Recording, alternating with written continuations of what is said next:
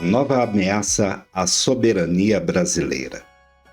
Por que os Estados Unidos querem classificar o PCC e o Comando Vermelho como organizações terroristas?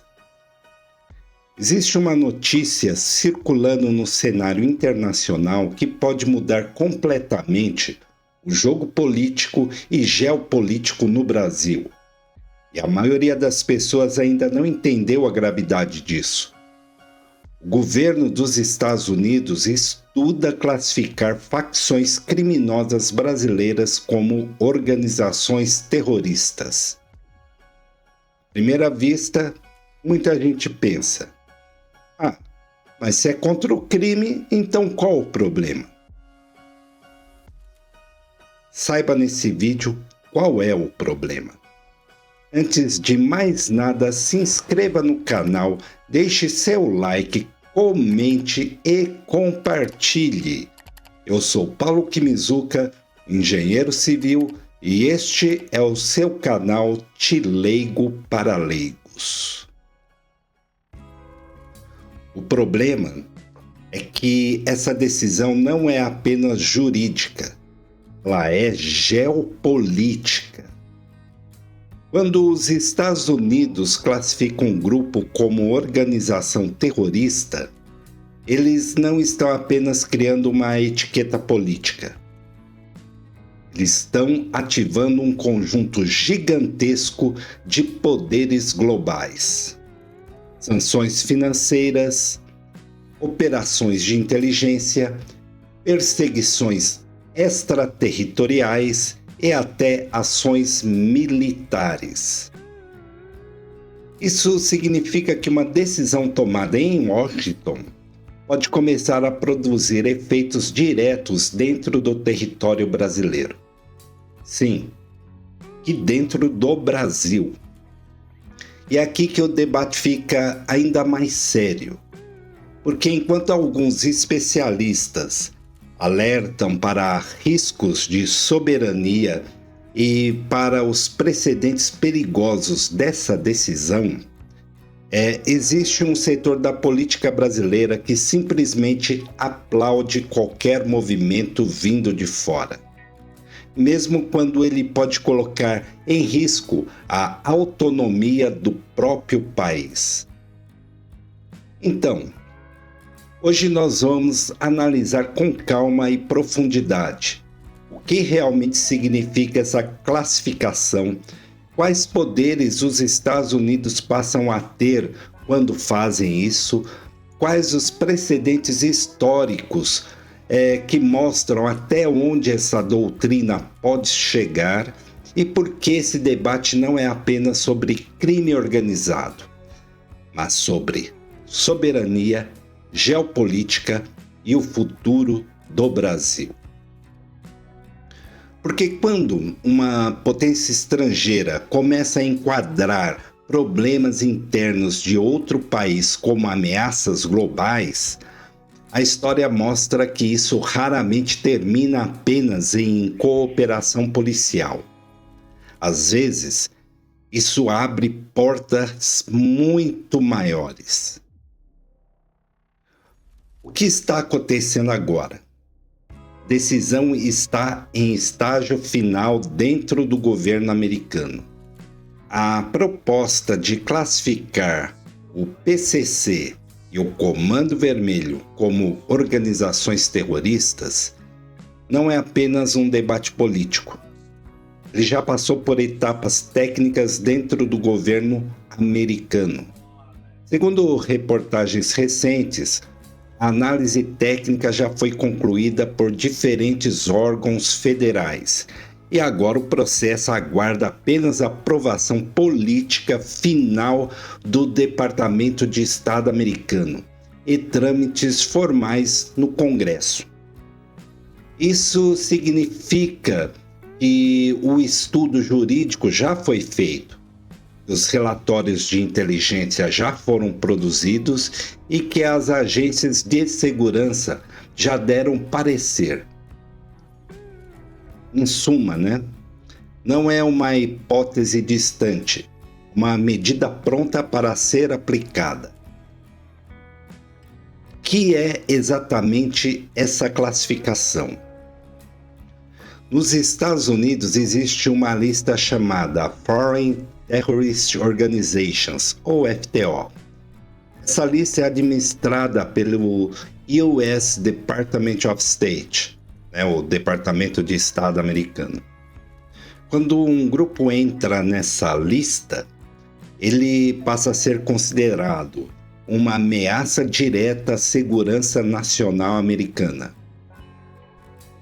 Isso aciona automaticamente vários mecanismos: sanções financeiras globais, bloqueios de ativos, criminalização de qualquer apoio ao grupo, cooperação internacional ampliada de inteligência. Essa classificação é normalmente usada contra grupos jihadistas, milícias ideológicas, organizações insurgentes. O que está acontecendo agora é uma mudança importante. Organização de crime organizado estão começando a ser tratadas como terrorismo. Isso muda completamente o nível da resposta. O alerta do governo brasileiro. A possível decisão causou alerta imediato dentro do governo brasileiro. Diplomatas brasileiros começaram a atuar para tentar evitar essa classificação. O ministro das Relações Exteriores, Mauro Vieira, entrou em contato com o secretário de Estado americano, Marco Rubio, para discutir sobre esse tema. O motivo da preocupação é simples.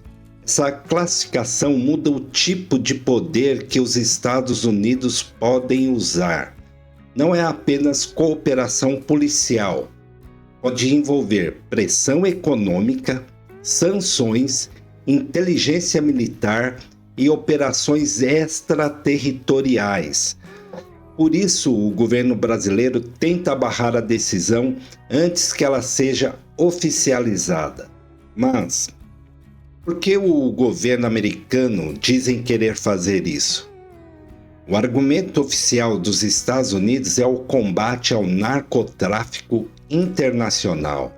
Mas como que eles não conseguem mitigar isso dentro dos Estados Unidos? Essa é uma boa pergunta. As autoridades americanas afirmam que esses grupos, PCC e Comando Vermelho, operam internacionalmente, possuem redes financeiras globais e atuam em vários países.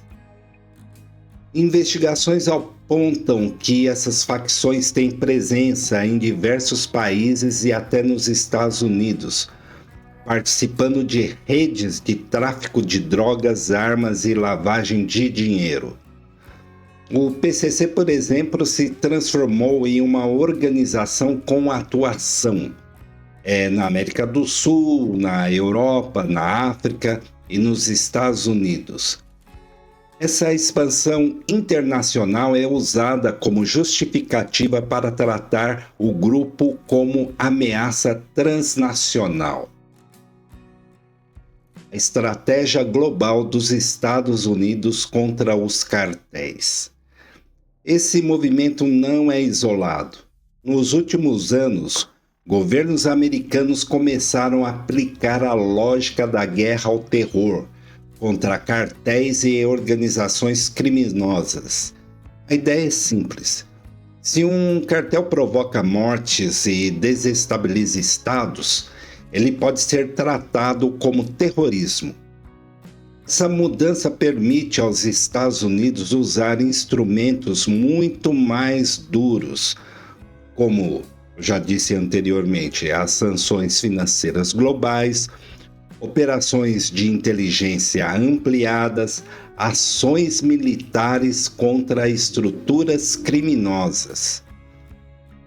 Essa estratégia já foi aplicada contra grupos como o MS-13, Tren de Aragua, alguns outros cartéis mexicanos. Agora, facções brasileiras entraram nessa discussão. O fator político dentro dos Estados Unidos. Outro ponto importante é o contexto político americano. O tema do crime organizado latino-americano passou a ser usado no debate interno dos Estados Unidos sobre a imigração, a segurança das fronteiras e o tráfico de drogas. Autoridades americanas alegam que algumas dessas organizações possuem membros operando em território americano. Isso permite que o tema seja usado politicamente para justificar o endurecimento imigratório, a expansão de operações federais, as políticas de segurança mais agressivas. Veja lá o ICE, o que está fazendo. O elemento mais sensível: possibilidade de ações fora do território americano. E esse é o ponto que preocupa diplomatas e especialistas. Quando um grupo entra na lista, suas bases podem ser consideradas alvos legítimos de ações de segurança. Alguns especialistas alertam que essa classificação pode ser usada como justificativa para ações militares ou operações unilaterais fora do território dos Estados Unidos. Em teoria, isso pode incluir operações especiais, ataque contra infraestrutura de organizações criminosas, missões de captura, mesmo que essas ações esbarrem no direito internacional. O precedente existe. Imagina um navio americano estacionar no Rio de Janeiro e mandando mísseis para as favelas no Rio. Terrível. O temor de intervenção e pressão internacional. Analistas em relações internacionais alertam que essa classificação pode abrir um novo cenário diplomático. Ela pode gerar pressão sobre o Brasil para adotar a mesma classificação, maior vigilância internacional sobre o país e sanções econômicas indiretas. Alguns outros especialistas chegam a afirmar que essa narrativa pode ser usada como pretexto para intervenção política ou militar, ainda que sem respaldo claro no direito internacional. Por isso, o tema passou a ser tratado como uma questão de soberania nacional. O conflito jurídico entre Brasil e Estados Unidos. O outro ponto central é a divergência legal. No Brasil, essas facções são classificadas como organizações criminosas, ok? Tem que ser preso, tem que ser combatido, né? Não tem nada de novidade nisso. Aqui não é tratado como terrorismo. A legislação brasileira exige que terrorismo tenha motivação política, motivação ideológica ou motivação religiosa. O próprio governo brasileiro afirma que não existem organizações terroristas no país, apenas organizações criminosas. Essa diferença jurídica cria um conflito diplomático. Por que o tema virou uma crise geopolítica? Se os Estados Unidos classificarem essas facções como terroristas, o Brasil passa a enfrentar um cenário completamente novo. Isso pode afetar as relações diplomáticas, o fator de cooperação policial, o sistema financeiro nacional e, principalmente, a soberania territorial. Na prática, o que está em jogo não é apenas segurança pública. É a pergunta central que eu te faço.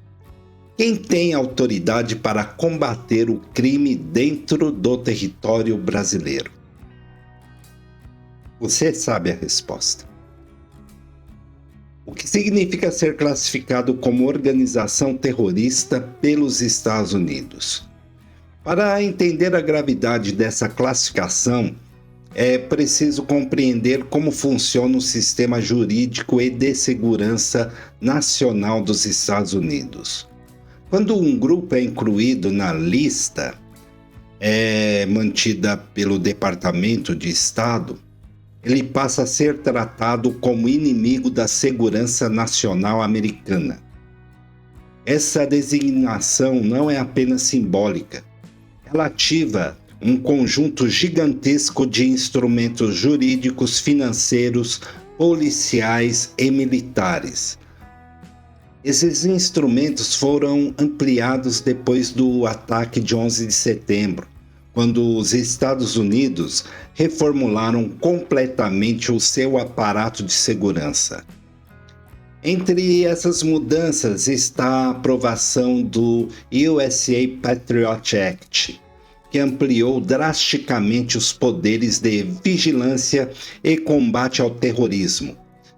Vamos entender cada consequência dessa classificação. Bloqueio global de ativos financeiros. Uma das primeiras consequências é o bloqueio financeiro. Quando o grupo entra na lista de organizações terroristas, todos os ativos ligados a ele podem ser congelados. Quanto a isso, tudo bem. Isso inclui as contas bancárias, empresas de fachada, imóveis, investimentos, criptomoedas, transações financeiras internacionais. Esse bloqueio é executado principalmente pelo Office of Foreign Assets Control, que é um órgão do Tesouro americano responsável por aplicar sanções econômicas. O detalhe crucial é que essas sanções não se limitam aos Estados Unidos. Por causa do papel global do dólar, bancos do mundo inteiro são obrigados a cooperar. Isso ocorre porque qualquer instituição financeira que opere em dólar ou tenha relação com bancos americanos pode sofrer punições se ignorar essas sanções. Na prática, isso cria um efeito poderoso. Os Estados Unidos passam a ter a capacidade de bloquear financeiramente redes inteiras de pessoas e empresas em escala global. Se você for pensar em nível de facção, ok, mas isso dá poderes maiores ainda para os Estados Unidos, que podem fazer bloqueios até contra o próprio Brasil ou instituições financeiras brasileiras que, por acaso, tenha contas de algumas dessas pessoas faccionadas dentro desse banco. Criminalização de qualquer tipo de apoio. Outra consequência extremamente séria é a criminalização do chamado suporte material para o terrorismo. Esse conceito jurídico é muito amplo. Ele inclui praticamente qualquer forma de ajuda ou interação com um grupo. Pode ser considerado apoio ao terrorismo. Transferir dinheiro, fornecer serviços, realizar intermediação financeira, prestar consultoria, fornecer tecnologia, fazer intermediação comercial, abrigar também pessoa dentro da sua casa, quer dizer, você tem um filho que trabalha lá infelizmente pode estar trabalhando com tráfico, se você também vai ser alvo disso. Ou seja, uma pessoa ou empresa pode ser acusada de apoio ao terrorismo, mesmo sem participar diretamente da organização.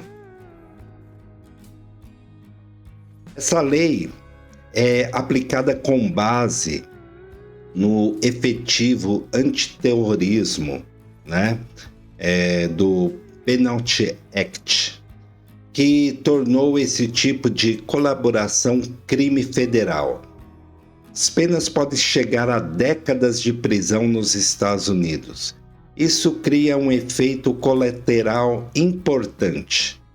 Empresas, bancos e instituições passam a evitar qualquer risco de contato com pessoas ou regiões associadas ao grupo.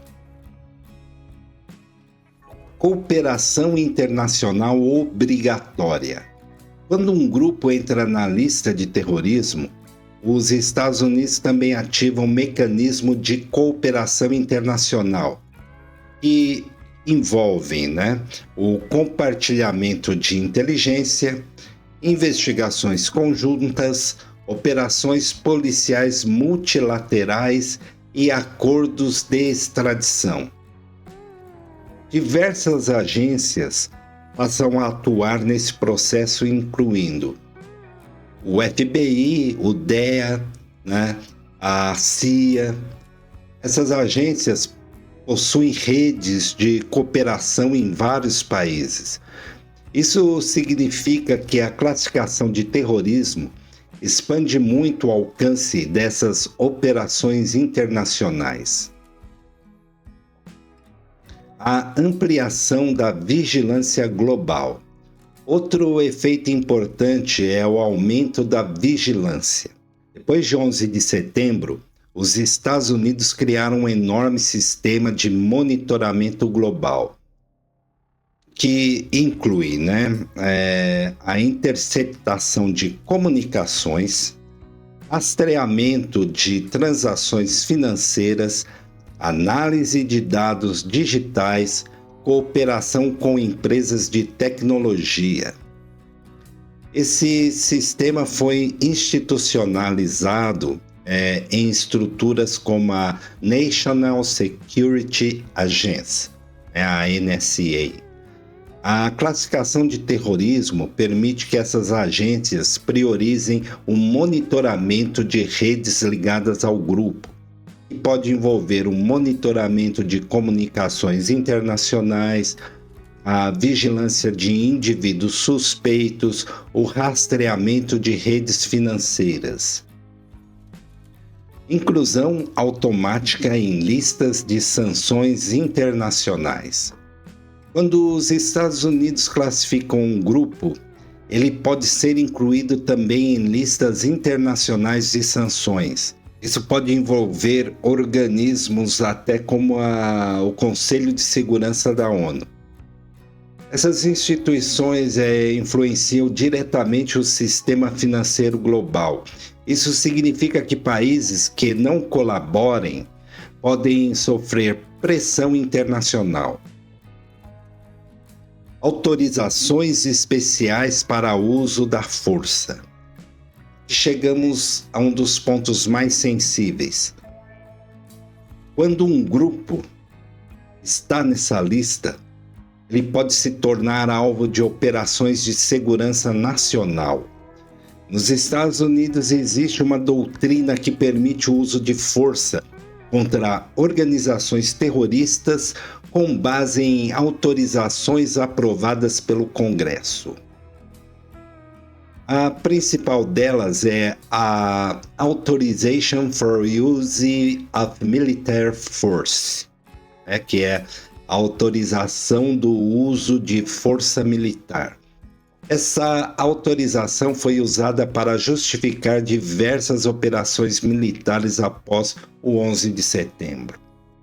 Ela permitiu, por exemplo, operações no Afeganistão, ataques contra grupos jihadistas, missões de forças especiais em vários países. Embora essa autorização tenha sido criada para combater grupos ligados à Al-Qaeda, ela estabeleceu um precedente, ou seja, grupos classificados podem se tornar alvos legítimos de operações militares ou paramilitares. A expansão da jurisdição americana. Outro efeito importante é a ampliação da jurisdição dos Estados Unidos. Quando um grupo está nessa lista, tribunais americanos podem julgar crimes ligados a ele, mesmo que tenha ocorrido fora do território americano. Isso é chamado de jurisdição extraterritorial.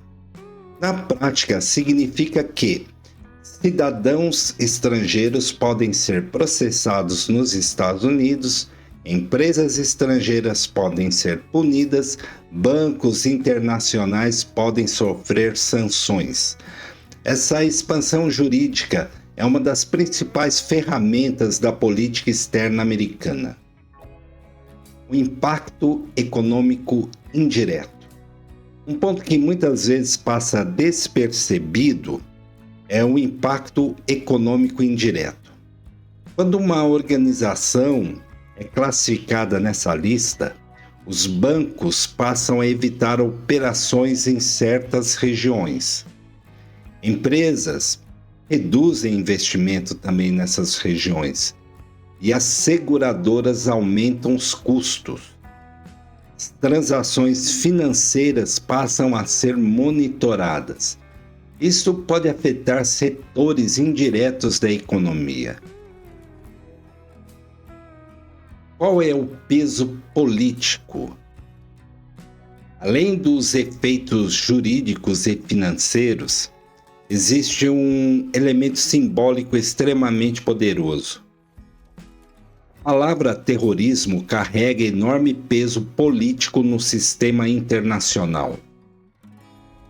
Quando um grupo recebe essa classificação, ele passa a ser tratado como um inimigo global.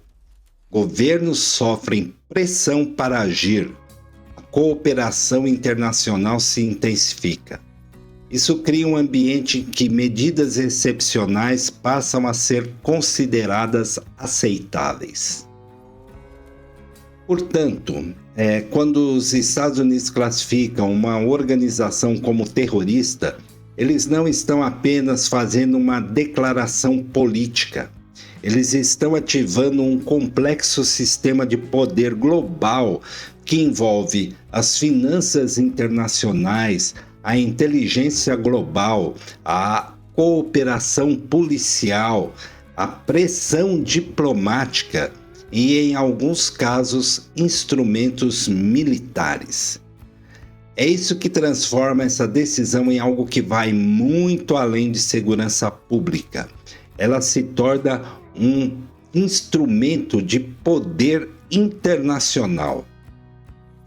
Ponto mais grave: a doutrina da extraterritorialidade.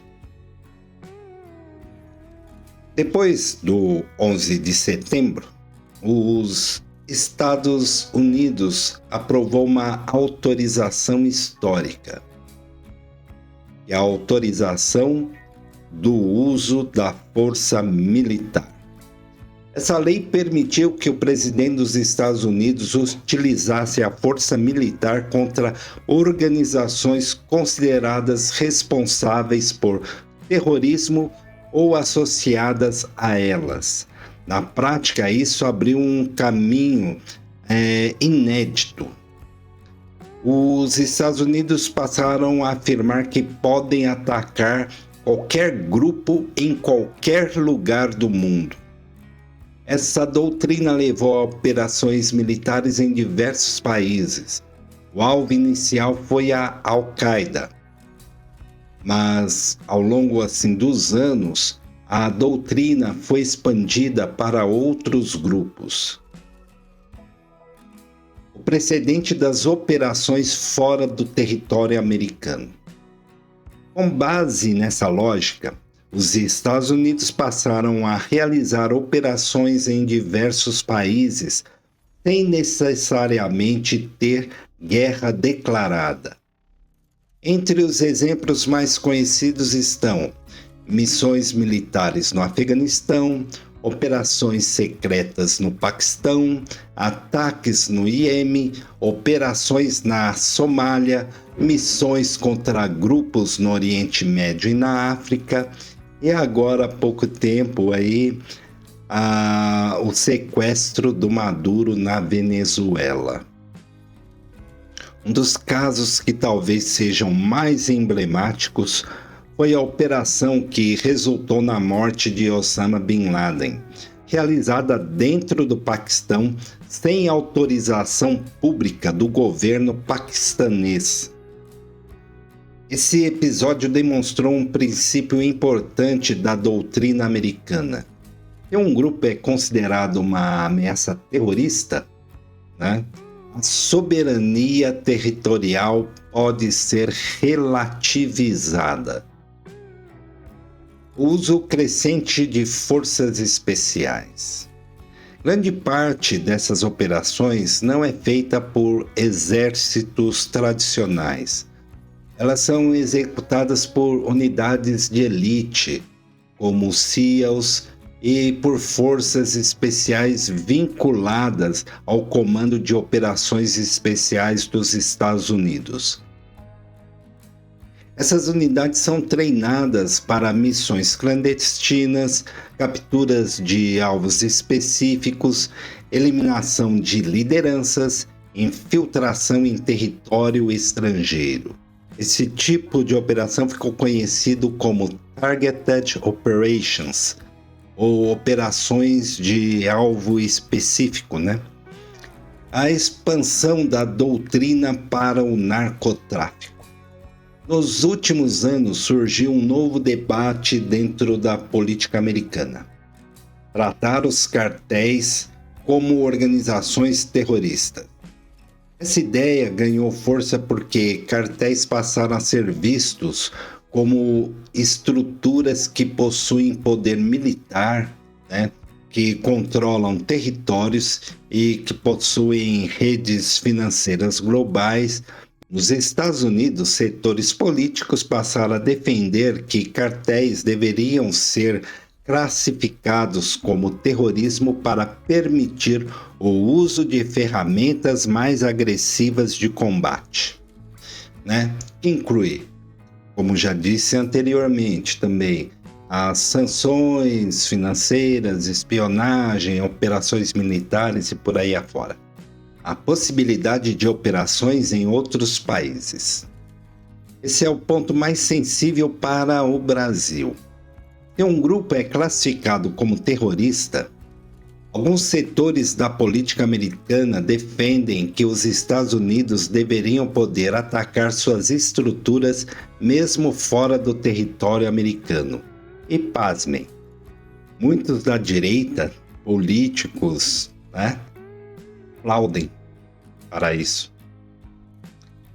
Essa ideia já foi defendida abertamente por políticos americanos em relação aos cartéis mexicanos. Em alguns debates do Congresso americano, chegou-se a discutir o uso de drones, operações militares e incursões com forças especiais. Tudo isso dentro do território de outros países. Precedente na América Latina. América Latina tem um histórico longo de operações americanas em seu território. Entre os casos mais conhecidos estão a invasão do Panamá, operações secretas na América Central, o apoio a intervenções militares durante a Guerra Fria. Um dos exemplos mais marcantes foi a invasão do Panamá para capturar o líder Manuel Noriega, acusado de envolvimento com o narcotráfico. Essa operação demonstrou que os Estados Unidos podem usar a força militar direta para capturar indivíduos considerados ameaças. O caso Maduro, um exemplo recente de extraterritorialidade. Em janeiro de 2026, forças dos Estados Unidos realizaram uma operação militar dentro da Venezuela, que resultou na captura do presidente Nicolás Maduro. Segundo relatos divulgados na imprensa, a operação envolveu ataques aéreos em pontos estratégicos, a infiltração de forças especiais com a captura do presidente e sua remoção para fora do país, transferência para julgamento em território americano. A operação teria sido realizada por forças de elite dos Estados Unidos após meses de monitoramento de inteligência e preparação militar. Posteriormente, autoridades americanas afirmaram que Maduro seria julgado nos Estados Unidos por acusações como narcotráfico, narcoterrorismo, conspiração criminal internacional. Por que muitos juristas chamam isso de sequestro internacional? Diversos especialistas em direito internacional argumentam que a captura violou princípios básicos da ordem internacional. O motivo é simples. Segundo o direito internacional, um país não pode enviar forças militares para capturar alguém dentro de outro Estado soberano, a menos que exista uma autorização do país invadido, uma ordem internacional válida ou a autorização do Conselho de Segurança da ONU. Caso contrário, a ação pode ser considerada violação da soberania nacional. Alguns juristas classificaram a operação como extração extraterritorial, algo que juridicamente se aproxima de um sequestro internacional quando não há base legal reconhecida. Qual foi a lógica usada pelos Estados Unidos? O argumento apresentado por autoridades americanas foi que Maduro estaria ligado a redes de narcotráfico internacional e seria líder de uma estrutura criminosa conhecida como Cartel de los Soles, responsável por enviar drogas para os Estados Unidos. Nesse enquadramento, Washington afirma que ele não seria apenas um líder político, que ele seria também chefe de uma organização criminosa internacional e, portanto, poderia ser tratado como alvo de segurança nacional. Qual é o precedente político que isso acaba criando? Esse episódio é extremamente importante porque cria um precedente perigoso no sistema internacional. Ele estabelece a ideia de que, se os Estados Unidos considerarem alguém responsável assim por crimes graves, podem agir diretamente dentro de outro país para capturá-lo. Esse precedente levanta uma questão central para o direito internacional. Se uma potência pode capturar um chefe de Estado estrangeiro alegando combate ao crime, qual que é o limite dessa lógica? Por que esse exemplo é relevante para o Brasil? Esse caso ajuda a entender por que a discussão sobre classificação de facções brasileiras preocupa especialistas. Se organizações brasileiras forem classificadas dessa forma, elas passam a ser consideradas ameaças diretas à segurança nacional americana. E dentro da lógica estratégica adotada pelos Estados Unidos, isso pode justificar sanções globais ao país, operações de inteligência contra a vontade do país, ações de captura dentro do nosso território com pressões diplomáticas fortíssimas. O caso venezuelano mostra que essas medidas não são apenas teóricas, elas já aconteceram. O poder das operações de inteligência. Nem todas as ações precisam ser militares. Muitas vezes os Estados Unidos utilizam operações de inteligência conduzidas por agências como a CIA. Essas operações podem incluir a infiltração nas organizações, a coleta clandestina de informações ou uma cooperação com as forças locais e a captura de indivíduos em operações secretas. Esse tipo de ação acontece com frequência em diversas regiões do mundo. O problema para a soberania brasileira. É aqui que surge a preocupação. Se organizações brasileiras forem classificadas como terroristas, abre-se um debate internacional.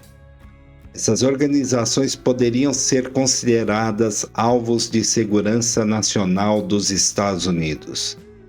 Isso levanta perguntas delicadas.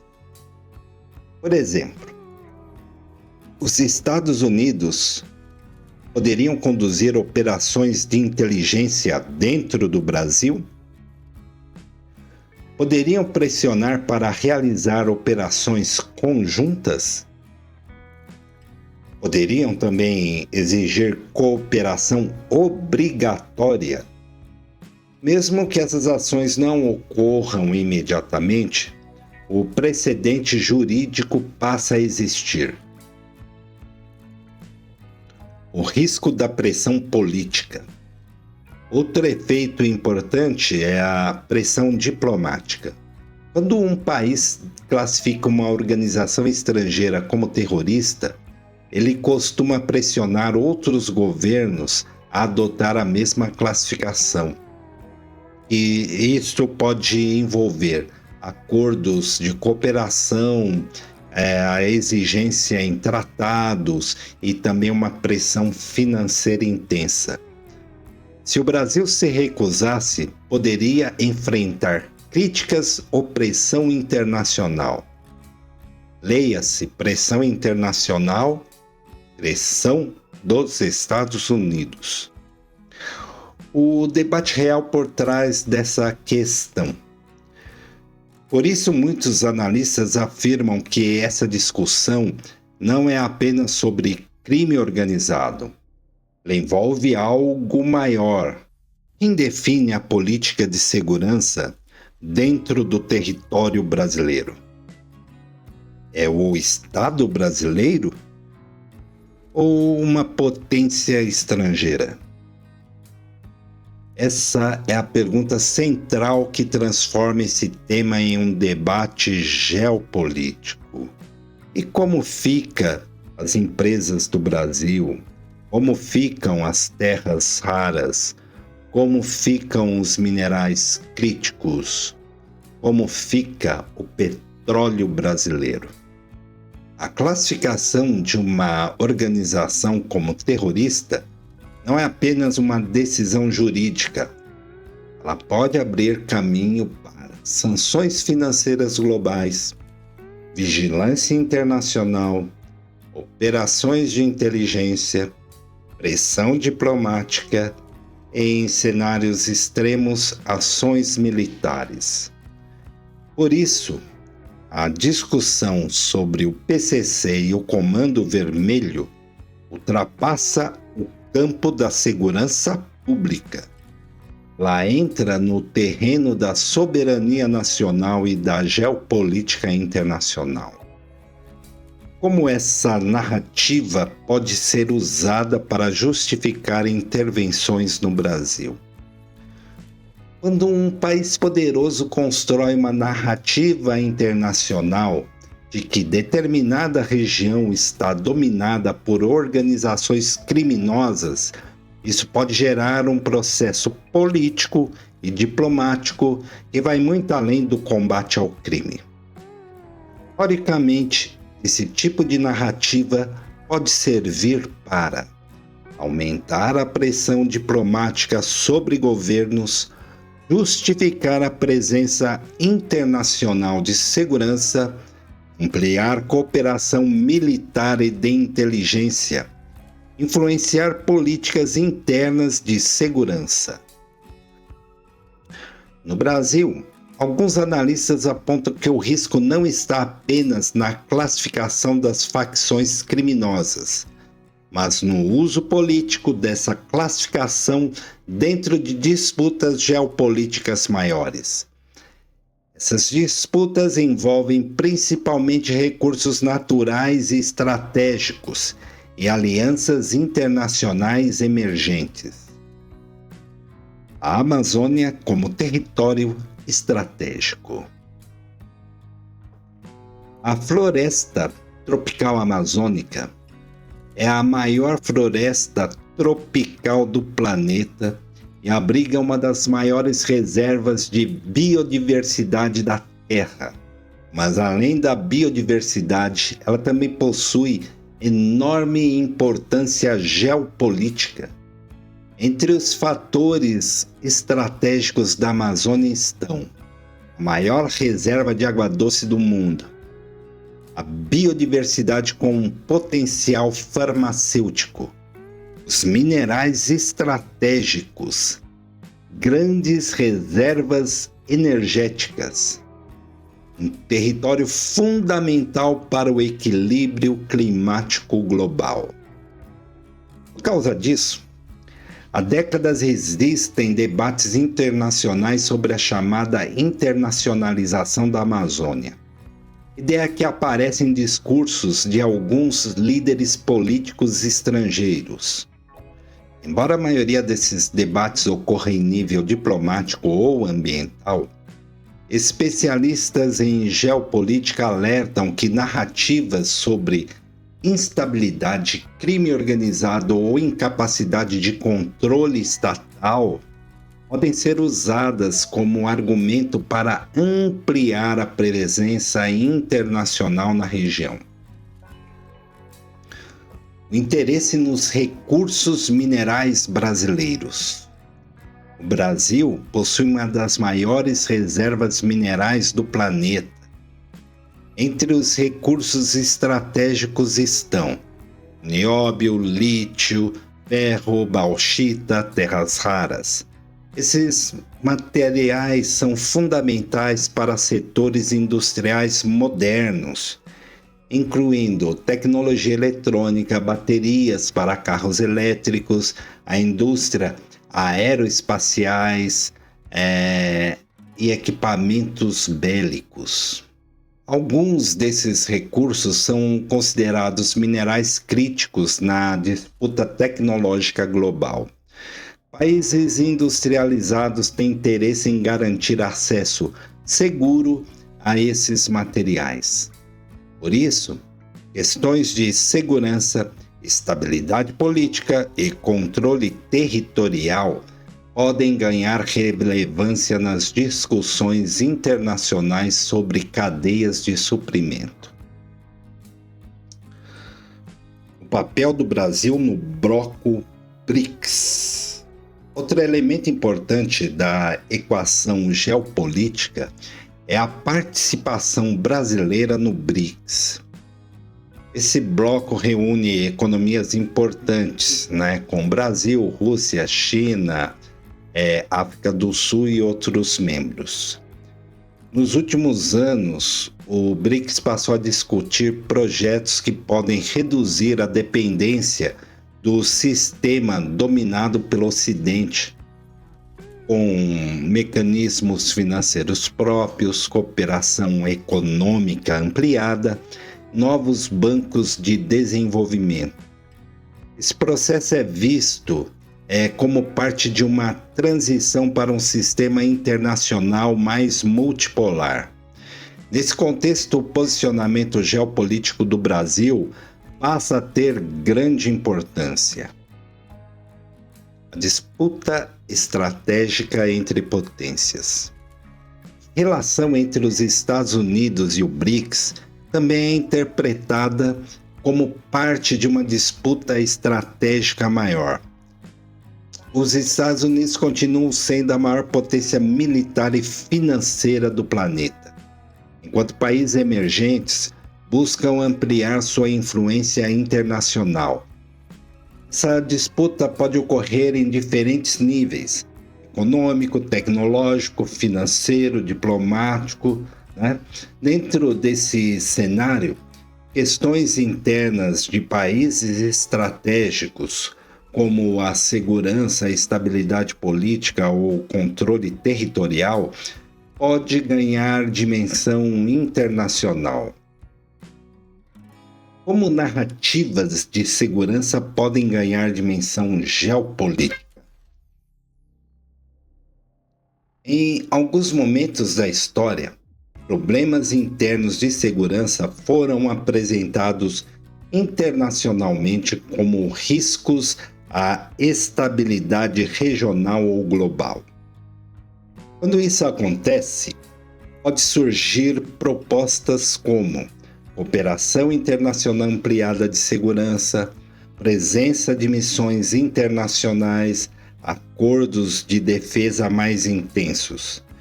Em muitos casos, essas iniciativas são justificadas como formas de enfrentar ameaças transnacionais. O risco da pressão política internacional. Se organizações criminosas brasileiras forem classificadas como terroristas, pelos Estados Unidos, o debate internacional sobre segurança no Brasil pode mudar de escala. Isso poderia levar a maior pressão diplomática por políticas específicas de segurança, a ampliação de cooperação internacional em inteligência e discussões sobre estabilidade regional, abrindo-se a possibilidade para um golpe. A importância da soberania institucional. Independentemente da posição política de cada um, existe um princípio amplamente reconhecido no direito internacional. Cada país tem a responsabilidade primária sobre a segurança dentro de seu território. Esse princípio está ligado à ideia de soberania estatal. Por isso, debates sobre crime organizado, terrorismo e cooperação internacional costumam envolver discussões delicadas sobre o equilíbrio entre cooperação internacional e autonomia nacional. A discussão sobre organizações criminosas no Brasil não ocorre isoladamente. Ela está inserida em um contexto mais amplo que envolve recursos naturais estratégicos, disputas econômicas globais, alianças internacionais emergentes, debates sobre soberania nacional e alinhamento ideológico. Por isso, decisões jurídicas tomadas em outros países podem ter impacto político e diplomático muito além da questão da segurança pública. Entender essas conexões é fundamental para analisar o tema com profundidade. 3 cenários possíveis para o Brasil. Depois de entender o que significa a classificação e como funciona a extraterritorialidade, a pergunta central passa a ser: o que pode acontecer com o Brasil se essa decisão for formalizada? Para responder, é possível imaginar 3 cenários geopolíticos principais. Eles não são inevitáveis, mas representam possibilidades debatidas em relações internacionais, segurança e economia global. Cenário 1. Guerra financeira silenciosa. O primeiro cenário é o mais provável no curto prazo. Ele não envolve tropas nem operações militares. Envolve poder financeiro internacional. Quando uma organização entra na lista, entram em ação mecanismos de sanção do sistema financeiro internacional, controlados em grande parte pelos Estados Unidos. Esses mecanismos são aplicados por instituições ligadas ao Tesouro Americano.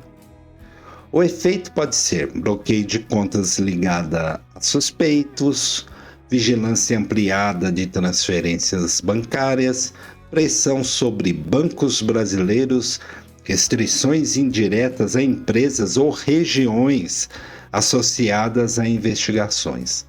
Na prática, isso pode gerar um ambiente de hipervigilância financeira internacional sobre transações que envolvam o Brasil.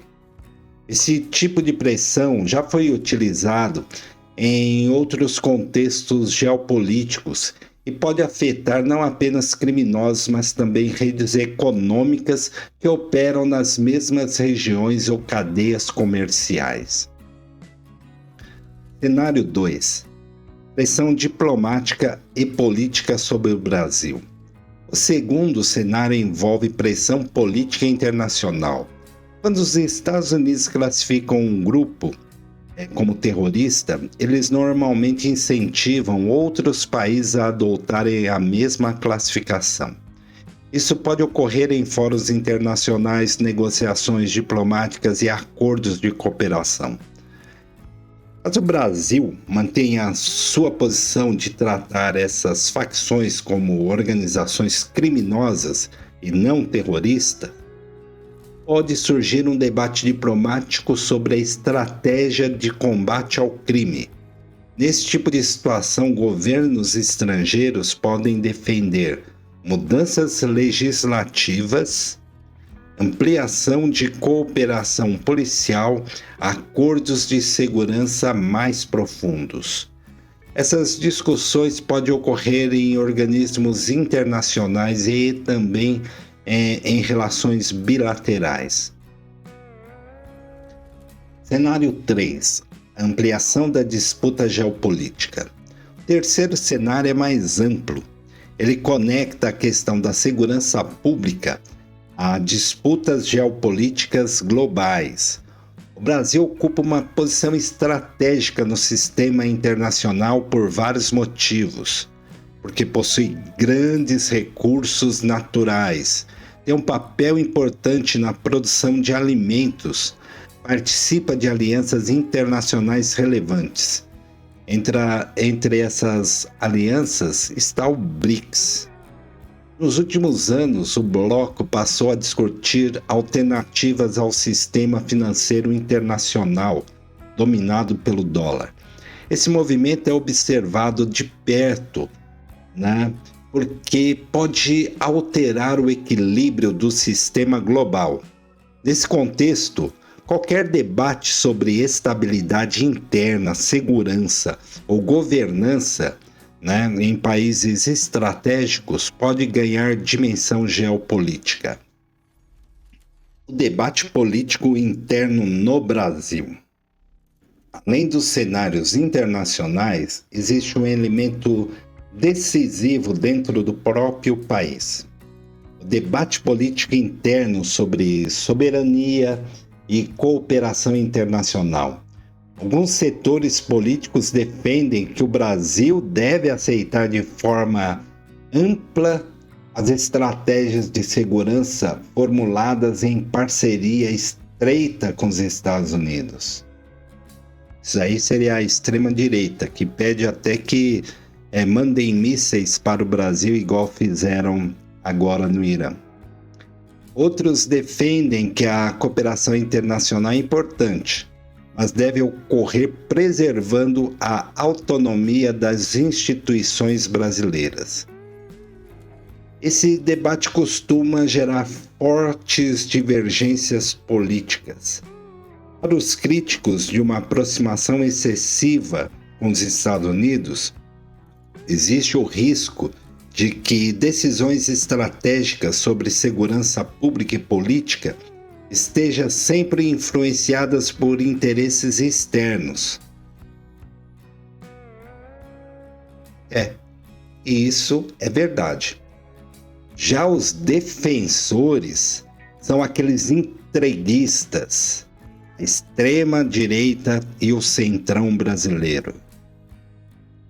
Independentemente da posição política adotada, a questão fundamental continua sendo: Como equilibrar o combate ao crime organizado com preservação da soberania institucional do país? Esse equilíbrio envolve legislação nacional, diplomacia, cooperação internacional, política de segurança pública. E qualquer mudança nesse equilíbrio pode ter impactos profundos para o futuro das relações internacionais do Brasil. Mas tudo isso cada país, independentemente do seu pensamento, tem que combater essas facções de outra forma.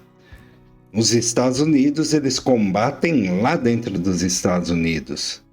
No Brasil, o Brasil combate aqui dentro do Brasil.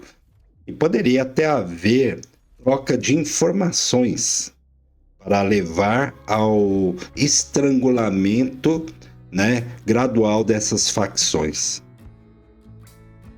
Não sei, também posso estar errado. O debate sobre o crime organizado no Brasil não ocorre isoladamente. Ele está conectado a questões maiores, a economia global, geopolítica, alianças internacionais, a soberania nacional. Por isso, decisões tomadas em Washington, Brasília ou em organismos internacionais podem ter efeitos muito além da segurança pública. Compreender essas conexões é fundamental para que a sociedade participe de forma informada sobre o debate do futuro do país. E aqui nós chegamos ao ponto mais delicado de toda essa história. Que quando surge uma proposta como essa, classificar organizações criminosas brasileiras como terrorismo, a partir de Washington, a pergunta que deveria ecoar imediatamente dentro do Brasil é simples: quem decide a política de segurança dentro do território brasileiro? Brasília ou Washington? Porque quando um país estrangeiro começa a enquadrar grupos internos do Brasil como ameaça à sua própria segurança nacional, isso não é apenas um problema policial. Isso vira um problema de soberania. É aqui que entra o elemento mais perturbador do debate político brasileiro.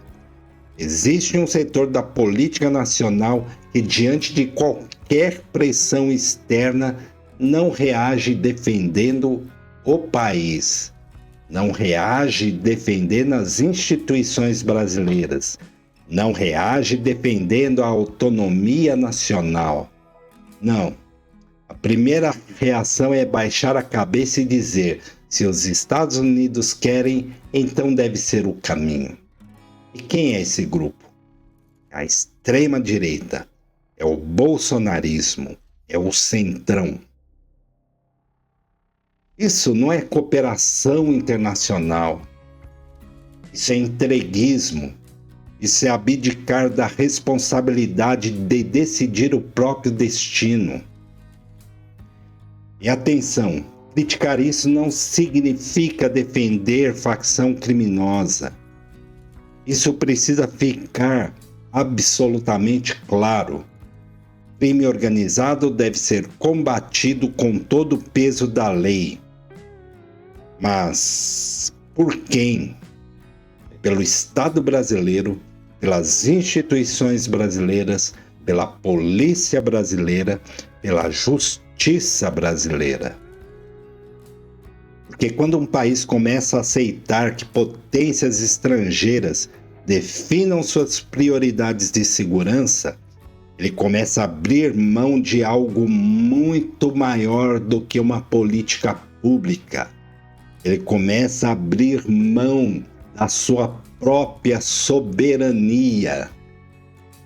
E a história da América Latina está cheia de exemplos do que acontece quando elites políticas locais aceitam esse tipo de lógica sem questionar. Intervenções, pressões econômicas, decisões tomadas fora do país. O debate que está acontecendo agora não é apenas sobre PCC ou Comando Vermelho. Sobre algo muito maior. Sobre quem manda no Brasil. E essa é uma pergunta que nenhuma sociedade soberana pode se recusar a enfrentar. E é isso aí, meus leigos. E não se esqueça, saber é resistir. E até a próxima.